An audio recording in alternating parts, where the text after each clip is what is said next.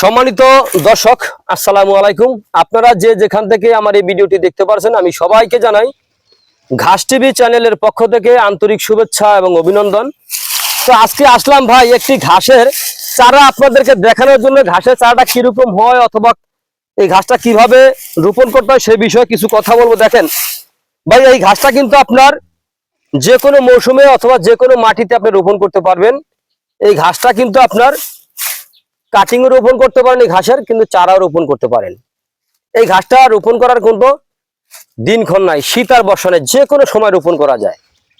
এই ঘাসটা আমরা রোপণ করি, দেখা যায় আপনার একটি চারা থেকে একটি চারা 1.5 হাত দূরত্ব দেই, অথবা একটি সারি থেকে আরেকটা সারি 1.5 হাত দূরত্ব দিয়ে আমরা রোপণ করে দিই। যেমন এই যে চারাগুলো দেখতে পাচ্ছেন, এই চারাগুলো রোপণের ক্ষেত্রে দেখা যায় আপনার এই এতটুকু পরিমাণ মাটির নিচে দিয়ে ভালো করে পায়ের গোড়ালি অথবা হাত দিয়ে একটু চেপে মাটিটাকে একটু আটকিয়ে দিবেন, যাতে এটা বাতাসে অথবা যে আলগা না থাকে, মানে হালকা যে বাতাসে যে না দুলতে পারে, এরকম ভাবে একটু টাইট দিয়ে দিবেন, তাহলে আপনার রোপণ করা হয়ে যাবে। তো এই ঘাসটা কিন্তু আপনার অরিজিনাল আমেরিকান গুয়াতিমালা 5G ঘাস। এই গুয়াতিমালা 5G ঘাসে কোনো ফুল অথবা কোনো বিচি হয় না। এই ঘাসে আপনার হয় কি, এই ঘাসে হয় লোক আপনার পাতা হয়, প্রচুর পরিমাণে পাতা হয়। কিন্তু দেখা যায় অনেকে এই ঘাসের ফুলের কথা বলে অথবা বিচির কথা বলে কিন্তু ভাই বিচি অনেকের কাছে কিন্তু বিক্রি করেছে। কিন্তু অনেকে যারা এই ঘাসের বিচি আপনারা নিয়ে যারা রোপণ করেছে ভাই, তারাই কিন্তু আপনার ধরা খেয়ে গেছে। কারণ এই ঘাসের কোনো ফুল অথবা কোনো বিচি হয় না। এই ঘাসের হয় কি, আপনার কাটিং হয় অথবা কাটিং থেকে এরকম মোটা সহ চারা হয়, আপনি যেটাই রোপণ করেন। কিন্তু ভাই এই ঘাসের কোনো ফুল অথবা কোনো বিচি হয় না।